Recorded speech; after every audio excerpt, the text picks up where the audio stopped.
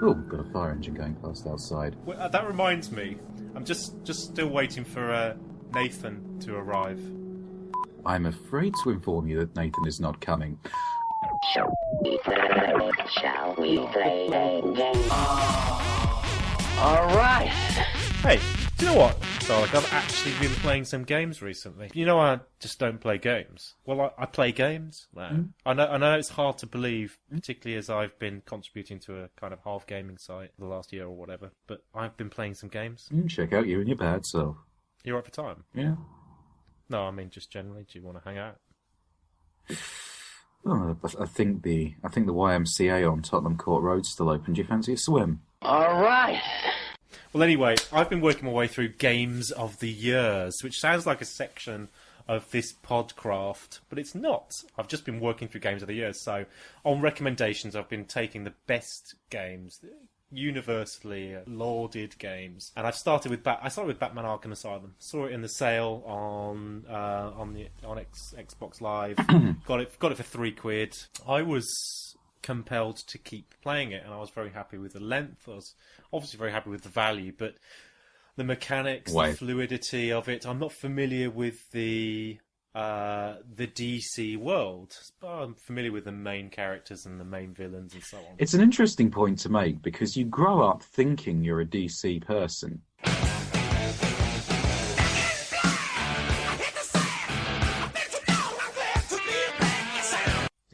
But when it comes to how much impact each universe has made on your sort of like pop culture consciousness kind of thing, let's say they made a Marvel movie making several completely random intellectual properties. Let's say they made a Thor versus Magneto movie, and that's just picking two characters completely at random. Would you like to see that?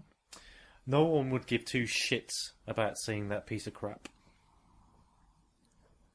Well, that sent my little conversational thread there. No, it's shit about seeing them. Hey, darling, I'd be interested in seeing that film. Okay, now let's take a DC equivalent. Let's say Superman from Superman Returns versus Green Lantern from the recent Green Lantern movie. I couldn't give two shits about seeing that film. And there you are. And there comes a time in your life when you have to admit to yourself that you're not a DC person, you just like Batman.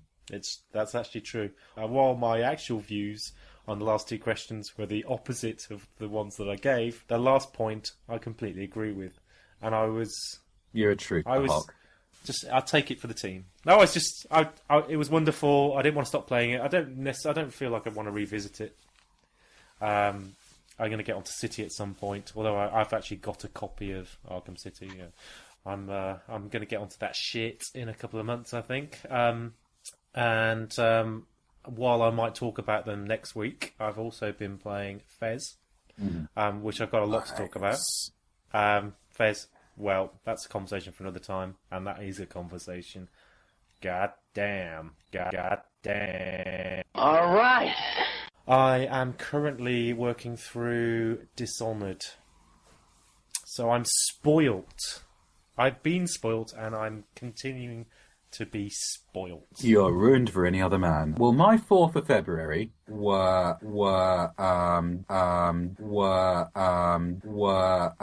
Dark Souls, which has been getting me through the Monster Hunter lull. Warning. Monster Hunter has entered the conversation. Please evacuate the podcast at the nearest exit. I don't know what the fuck is going on with the Monster Hunter franchise. I bought a Wii when they announced Monster Hunter 3 on it. Yep. I waited 2 years while the game was delayed again and again and again. I actually went to the publicity event in Tottenham Court Road. I met the Ozo-san, who's the guy that makes it. And he assured everyone, yes, it's been a long time coming, but we assure you that we are completely rebuilding the game from the ground up. That's why it's taking so long. And the game came out, and it was a load of shitty reskins on tiny maps. So, fuck you, Capcom, you've broken my heart one time too many. So they've basically been sleeping on the sofa since that generation, and now Wii U's come out, and they're releasing Monster Hunter 3 again. Full sale. It's such an easy game to make extra content for, though. We would be and Monster Hunter fans are so easy to please. Oh, We would bullshit. be turning cartwheels in the street if we had even one extra map. All right. There's a difference between loyalty and easiness to please. Okay, maybe you've got something there, Hock. Possibly gonorrhea. Off your mum. Off Justin Bieber, then. Okay. Did Dark Souls. That was pretty good fun. This was definitely a slow burner, Dark Souls. The sheer detail of the world is incredible, and there is no plot exposition whatsoever. So it's definitely one for replays so that you can appreciate just how incredibly crafted the world is. Of course, that's not for everybody. Some people are going to play a game like that and think, well, why are they not just telling me what's going on? But, horses for courses. Since then, I've pretty much been glued to Skylanders because Game has started doing second-hand Skylanders.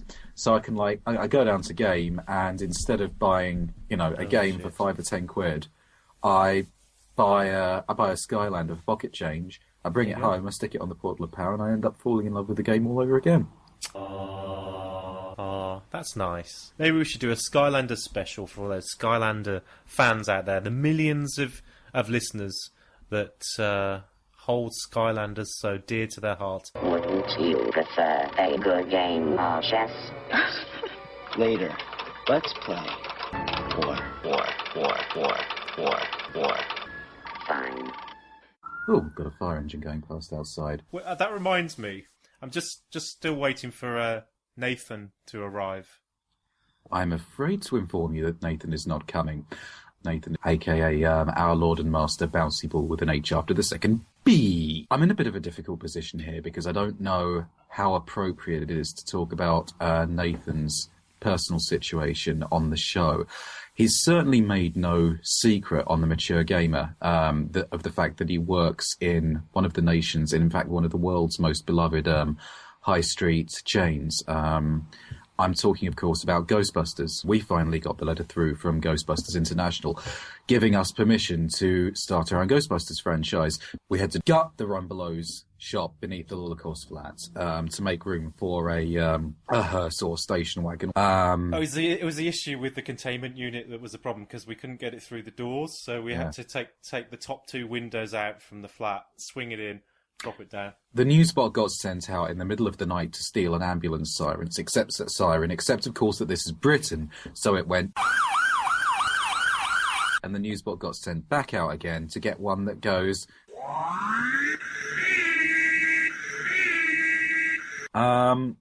I got tasked with painting out all of the letters in the Rumbelows sign except for the O, and then I had to seat a Mr. Blobby toy that I'd painted white. I say I painted it white, Hock. Let's just say it wasn't white when I bought it. He slimed me! Anyway, I wanted to run the Ghostbusters franchise as a high... Are you watching MasterChef? I'm more confident about cooking my own. No. Carry on. All right, watching you. I wanted to run the franchise as a high-class brothel with dead celebrities like Marilyn Monroe and a dead Jade. He slimed me. Yes, quite. Joystick Discharge wanted us to write a downloadable app that would play 5 seconds of the Ray Parker Jr. Ghostbusters theme.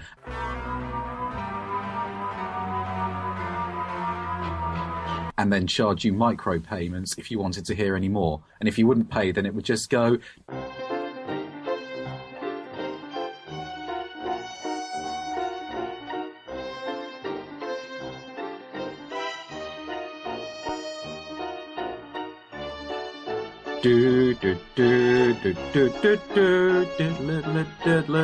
for the whole fucking thing. Now, the problem came in with Dr. Hamhock's idea, because Hamhock wanted to run the whole thing as a subsidiary of his company, Hamhock Yutani. And his idea was to use the containment grid to make political dissidents disappear, and Bouncy got very dismissive and scoffed at him. So Hock decided to give him a demonstration, and long story short, Bouncy's trapped in the containment grid now. Yeah. Old Bouncy Ball.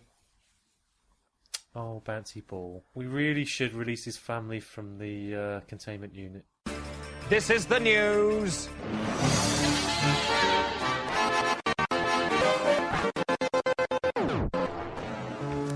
You were going to give us your thoughts about Margaret Thatcher, Dalek.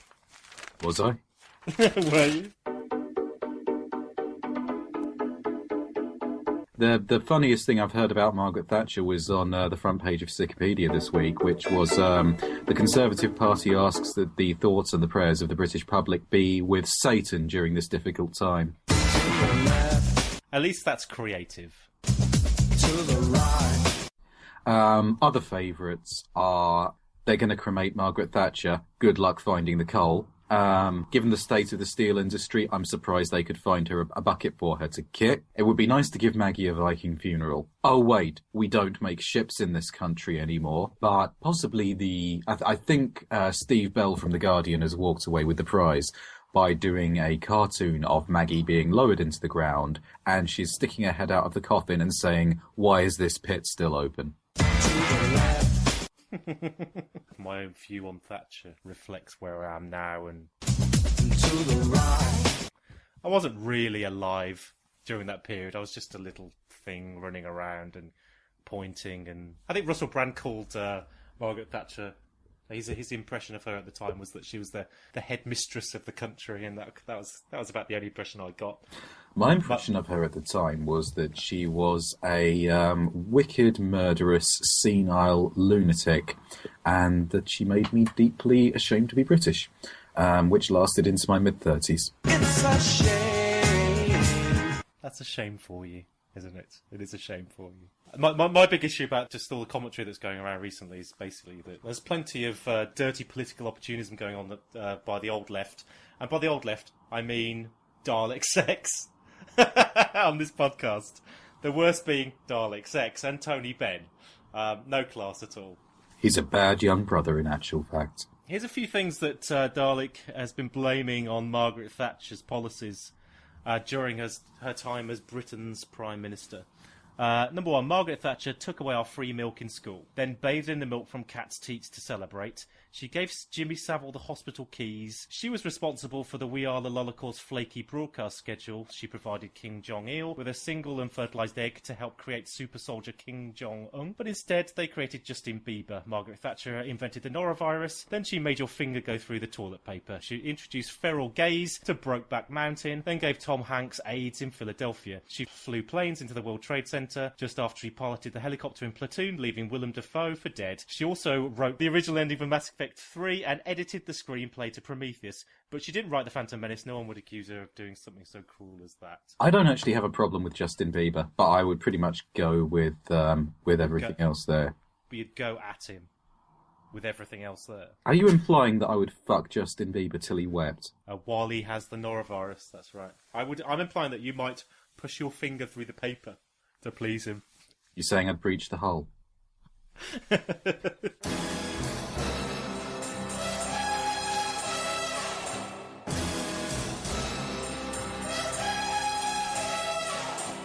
Goldfinger! The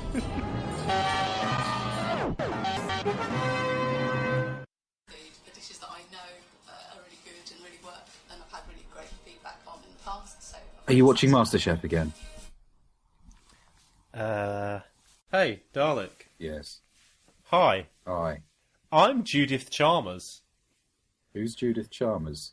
I mean, who are you, Judith Chalmers? You might know me from off of the telly. You're not building up to a MasterChef thing, are you? No. I used to present, and maybe I still do, the holiday show on the BBC's. Oh, right, I'm with you. Are you the worthless waste of flesh and vagina who goes on holiday with a six-figure budget from the BBC and then comes back and writes an article on how useful a sari is? In a way, yes. We're fast approaching holiday season, Dalek. Millions of our listeners will be jetting off to sunnier climes. But warning, team! Warning, temporal disruption imminent. Welcome to our regular consumer magazine dedicated to travel and tourism, Thank you. ratings and reviews. We take the best xenophobic and racist advice from TripAdvisor and distill it down to offer you the most comprehensive guide to holiday resorts in 2013. Welcome to Foreign Muck. Foreign muck.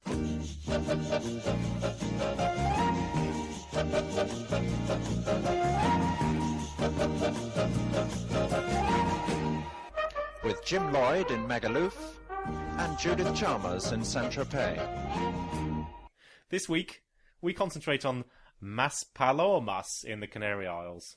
Surely that's a sex act as well. Lizzie F. from Birmingham says, "Don't, if you're English. We have just returned from a 2-week break at Koala Gardens, and all I can say is, thank God I'm home. If you're German or Spanish, you'll love it. But if you're English, don't even bother. There's nothing to do during the day for English children. I know. I took 2 with me. Not her children.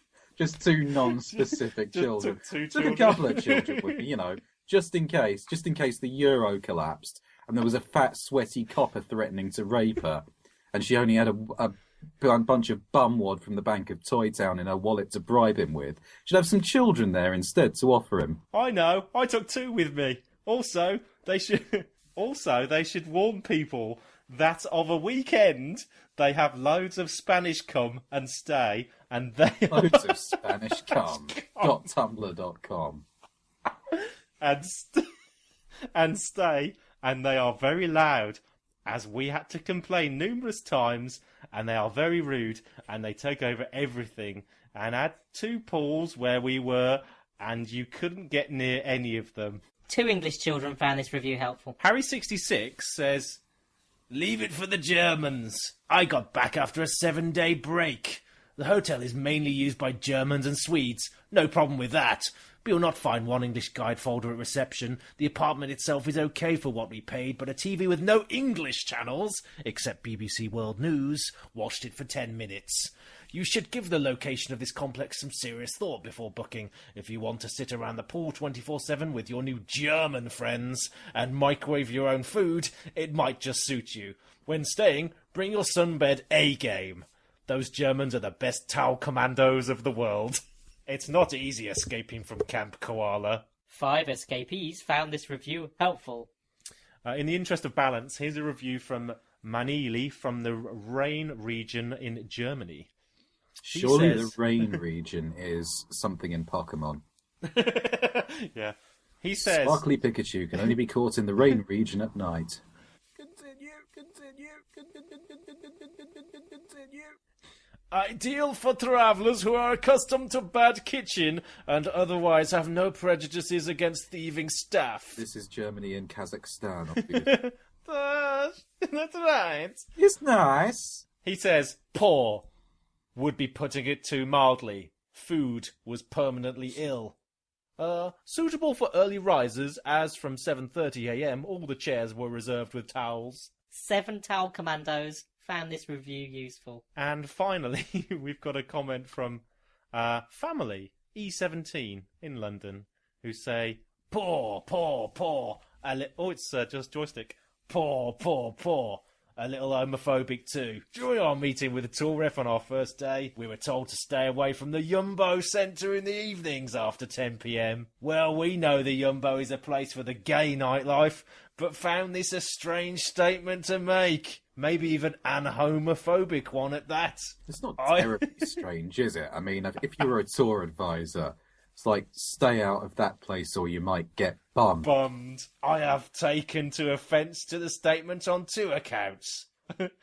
Number 1, I have family members that are gay, and it is them who told me about Gran Canaria in the first place. Number 2, we went there with our children and went to a comedy show bar called Sparkles. I have to say, it was the best night of our holiday. So we went back there on a few more occasions." 16 gay family members found this review useful. What an excellent day for an exorcism. You'd like that? Infinitely. It would bring us together. We're doing a new feature here. We call it 2 Girls, 1 Hock, where I read something out from the depths of the internet. I have been to the very depths of the internet so many times that they have had to install a revolving door for me. And God damn it, Hawk! I'm going to do some... Do you want to talk about My Little Pony while I pretend to be sick? Warning. My Little Pony has now been targeted for termination from orbit. You have 4 minutes to evacuate. I am loath to. Now, before I do, I have to ask you a question. Have you still got that timeshare in the orbital laser that Kim Jong-un gave you as a birthday present? Oh, yeah. Right, now this is why I was saying I'm a bit loath to do this feature, because every time I read something this appalling on the internet, I kind of visualise you with the controls for it, like lovingly fingering your button. Well, kind of maybe just gripping the joystick between my thighs and like pretend like you know when you're driving but you don't want to use your hands. Something the physical restraint not to wipe out the species from orbit, because it's the only way to be sure. I say we nuke the entire site from orbit.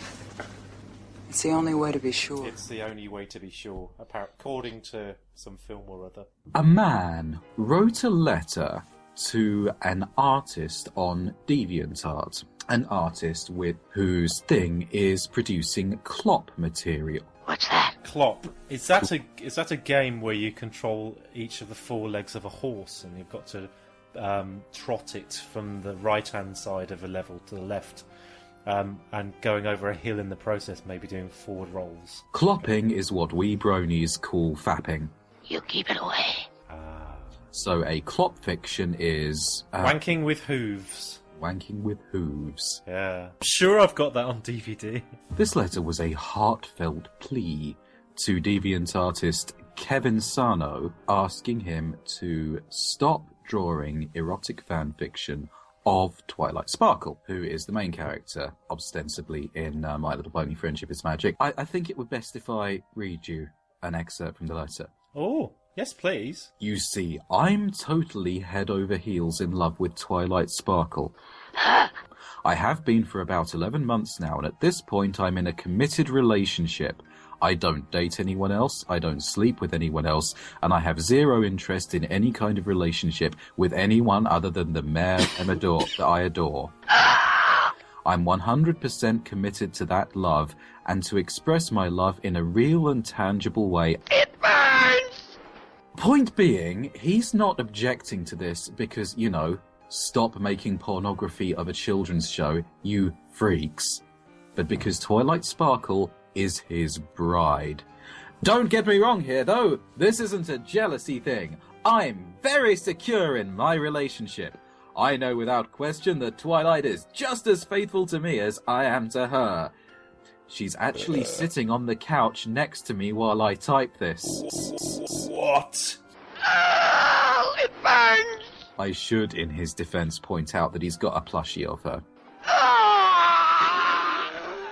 Are you sure it's not just a cushion with 4 baked bean tins and an ice cream cone superglued to it? She's with very real with a strategic hole placed on the back end of it. SPH.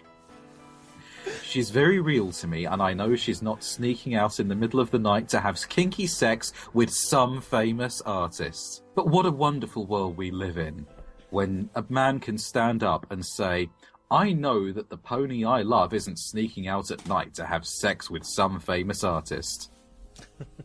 That's deeply wonderful. I like the vaguity of some famous artist. Some famous artist, you know, could be someone on DeviantArt, could be Banksy. Everyone wants a you'd know if it was Banksy, Banksy, because wherever he sprays, he leaves a permanent mark worth about $500,000. I know quite well Twilight Sparkle is not your plaything or your property. She's my fiancée. What I find really loathsome is your penchant for degrading my partner in your art. It really does bother me. I don't take any issue with people having kinky sex as long as both parties consent and enjoy it. And I know that my Twily has no desire whatsoever to be treated like that. I think I've broken Dr. Hamhock. Masala lamb chops, spiced crushed potato. That's fine. I'm okay now. That's fine. It's the only way to be sure.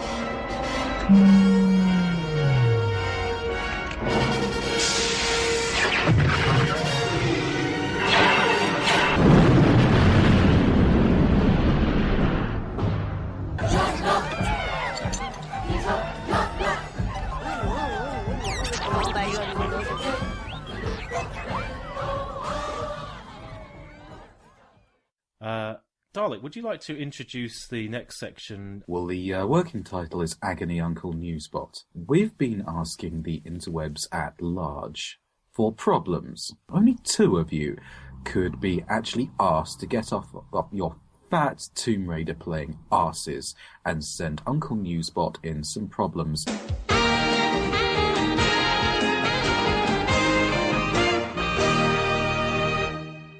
Hello, listeners. It is great to be back.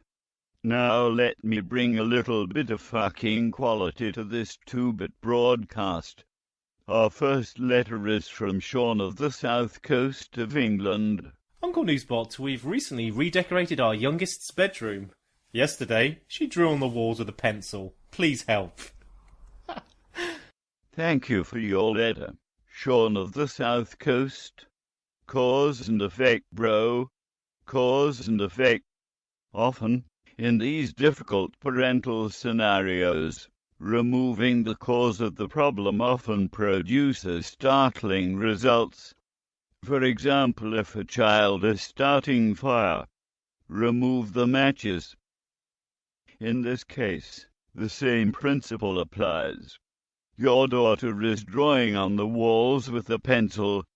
Simply remove both her fucking hands. Maybe you should have visited the local family planning clinic instead of having a greedy mange fumble on the back seat of the number 98 bus before blasting your filthy baby gravy up your wife's pretty play pipe. Cause and effect. Deal with it. So that was the first of the 2. My own idea would be a little bit more mature, because I did work in childcare for 4 years, so I'm a bit more experienced than Newsbot. Childcare? Yes. That's what I said. I would treat your offspring as an adult, sit them down at the table, take the pencil, place it, point up on the table in front of them and say, "Do you want to see a magic trick?" Our final problem for today comes from a Mr. Chris Beck, also known as Welsh Beck, via Twitter. Fuck yeah. Uncle Newsbot, I want to purchase a bottle of Grey Goose vodka, then Instagram a picture of me holding it. Too expensive. Can you help? Thank you for getting in touch, Chris Welsh Beck. Many of our listeners will empathize with your situation. They too dream of a higher social standing, only to realize that changing nappies with one hand and playing FIFA 2013 with the other will not make fit plunge come a-knocking. Being a high-standing douchebag myself, my Instagram feed is littered with the bodies of people who failed to reach my level of goosebaggery. Maybe you could hang out with me.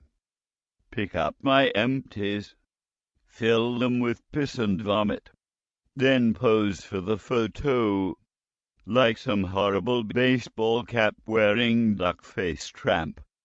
Do not come to me with a problem, come to me with a solution. Bro, deal with it. Well, there you have it. Join us next time for more of your problems solved by Uncle Newsbot. Send your problems to us via Twitter, Facebook, or the website. Goodbye.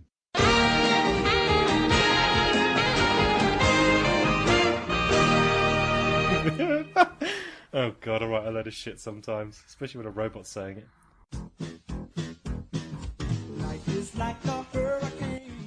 You know, I just tuned out there when you said duck because it reminded me that at GDC this month, they announced that they're rebooting DuckTales. DuckTales. Ooh. And the original voice actors are coming back to do it. That's interesting. Lucky dime, motherfucker. And the original voice actors are doing a lot at the moment, are they? Yeah. Second series of DuckTales in the pipeline is there, lads. What's how much? How much do these voice actors bill? DuckTales.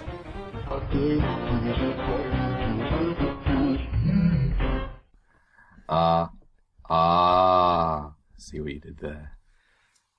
I'm not going to explain that joke. It would only be for Ham Hocks fans. My fans will get it. My fans are on the case. The sex case. Just pack it in, will you? What's a doppiata? What is a doppiata?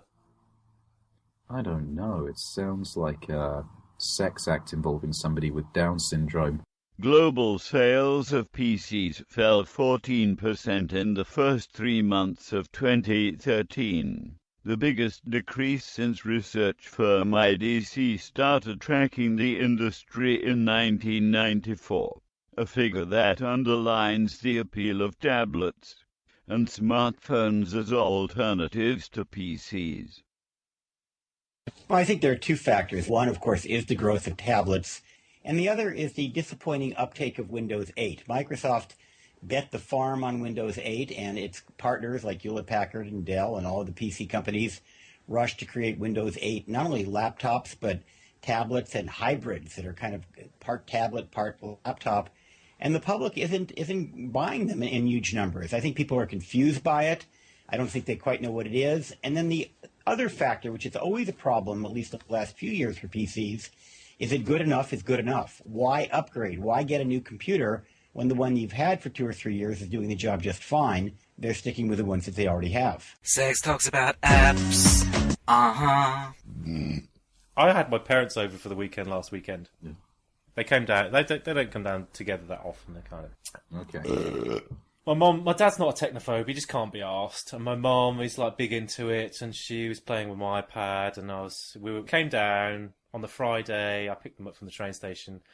They were sleeping at ours. We ordered something from Just Eat. They ordered a takeaway in, but we used the Just Eat app, where you basically just pick what takeaway you want, and you order it on the touch screen, and then you pay for it on the touch screen, and it gives you a time of delivery on the touch screen, and it's all like modern. It's like living the future and everything. My mum was like, "Oh, I really have to get myself an iPad." I said, "Mum, you just bought yourself a laptop." She said, "I know, but it's a bit big."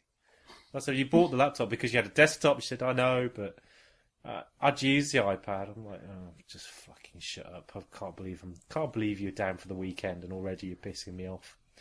So that was pretty much the last app I used, apart from email at work and bits and pieces. Dalek, what have you been playing? What have you been playing on your touchscreen device? As usual, Clash of Clans has been kicking my free time's arse and seriously impinging any ability I had to get shit done. It is a fantastic game.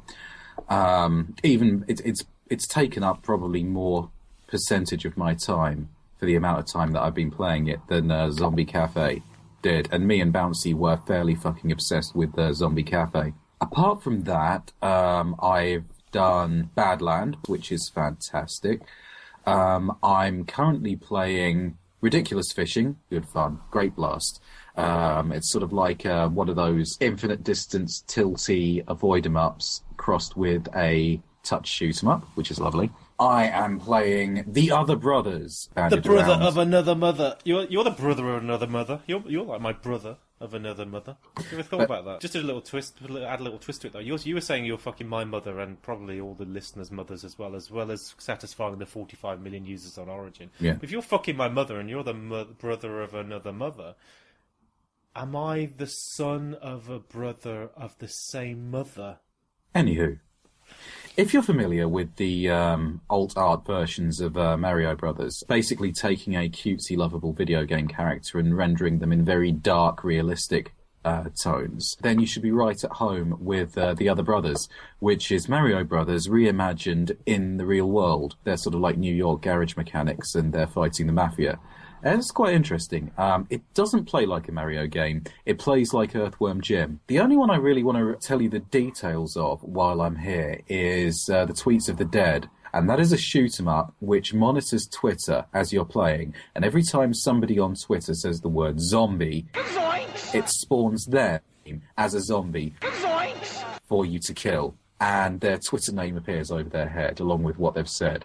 And basically, it's can you win in a fair fight versus the internet's obsession with zombies? And the answer is no, of course you can't. It's not a great game. In fact, it's a fairly shit game, but I just like what they've tried to do there. You can set it to any of the trending topics, so you can set it so that if somebody says Justin Bieber, you could write down, you could set it for #MasterChef. That's the best celeriac mash I've ever tasted. only if #MasterChef is trending, but you can only choose between zombies and whatever the trends are. Justin Bieber is trending all the time, so you can just get on there and shoot believers in the face to your heart's content. Which you've done on numerous occasions. Yeah. I understand. I certainly have. You could write down, you could set it for #MasterChef. That's the best celeriac mash I've ever tasted. #MasterChef. Go and check out Darlik's review on lolocaust.co.uk. Lolocaust.co.uk. #MasterChef. Lolocaust.co.uk. Lolocaust.co.uk. I think you'll find it's Lolocaust.co.uk. #Masterchef.co.uk. Sorry, yeah. .co.uk, Andrew. #Masterchef. And, or Dr. Hamlock. #Masterchef. I don't know who you're talking to. Depending on whether it's my mom or whether it's you, the listener. Do people call you Andy? They call me Andy or Hock. Yeah. Okay, so I can probably get you to get you to like have a cold sweat by going Andrew. #MasterChef. So yes, dynamic, crowdsourced in-game content. #MasterChef. More of it, please. #MasterChef. Sex talks about apps.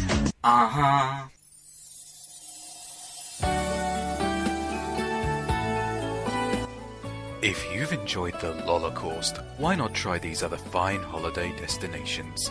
Visit the picturesque Monday Movie Show, which has basically the only movie reviews worth a fuck now that Ebert's curled his feet up.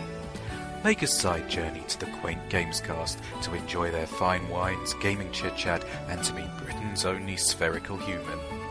On Friday, the circus comes to town, courtesy of the Mature Gamer podcast and its fascinating menagerie, including the coated man and the girl who can only communicate via sex noises.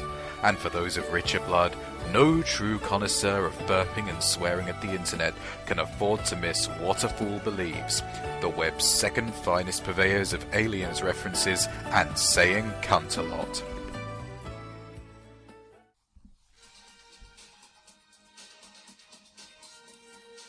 I'm fucking... I'm quite excited for Cooking with John and Greg. If I get them just right, it should impress them. Natalie, your 2 dishes today are? Can't work under these conditions!